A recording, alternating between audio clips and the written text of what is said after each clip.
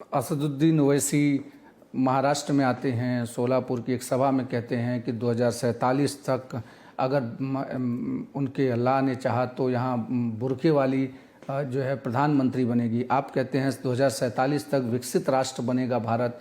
तो किस तरीके के बयान किस तरीके से देख रहे हैं आप?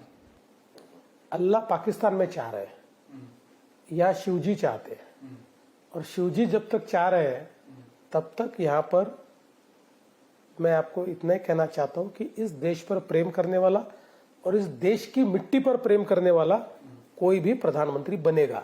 और आज तो इस देश का एक बहुत ही लाडला बेटा प्रधानमंत्री है, इसलिए ये जो सारी बरगलाने वाली बातें करके और धर्म के नाम पर वोट मांगने की कोशिश ओवैसी जी जो कर रहे हैं, इसमें सफल नहीं होंगे। क्या चुनाव के बाद एनसीपी साथ आएगी अलाइंस पार्टनर के तौर पर, मुंबई या बाहर भी, जहां जहां हम अलग लड़ रहे हैं? जरूरत नहीं पड़ेगी, और कुछ जगह पर हम एनसीपी के साथ ही लड़ रहे हैं, कई जगह पर एनसीपी हमारे साथ में है, लेकिन जहां हम उनके साथ नहीं है वहां कहीं हमको उनकी आवश्यकता नहीं पड़ने वाली। 29 महानगर पालिकाओं में कितनी महानगर पालिकाओं पे बीजेपी को देख रहे हैं? देखिए, बीजेपी तो सबसे बड़ी पार्टी रहेगी, सबसे ज्यादा महापौर बीजेपी के बनेंगे, लेकिन 29 में से 26 से 27 महानगर पालिकाओं में हम जो 3 पार्टियां हैं, बीजेपी, शिंदे जी की शिवसेना, अजित दादा की राष्ट्रवादी, 26 या 27 महानगर पालिकाओं, इन तीनों में से एक पार्टी का मेयर होगा। उद्धव ठाकरे या राज ठाकरे में सबसे विश्वसनीय और अपने शब्दों का धनी, जिसको मित्र मान सकते हैं या भरोसा कर सकते हैं, कौन है? आपने इतना कठिन प्रश्न पूछा है,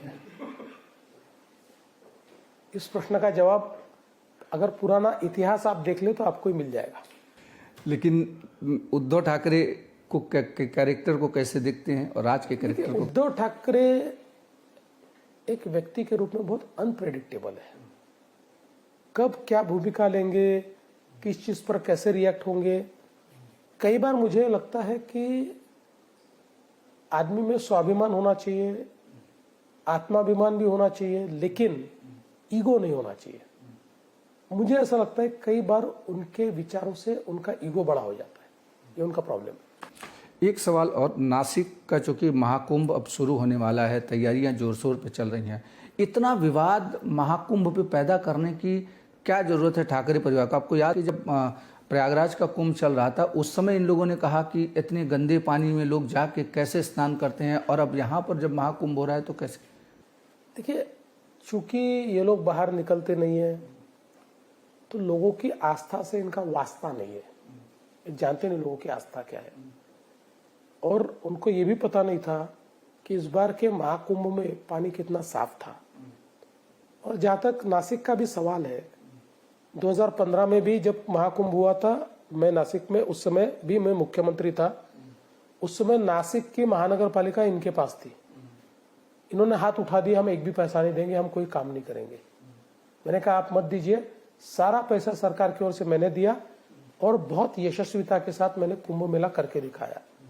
इसीलिए नासिक के लोग तब से हमारे साथ हैं। तीनों चुनाव में हमको चुनकर दिया है। महानगर पालिका पिछले बार भी हमको दी, इस बार भी हमको ही देंगे।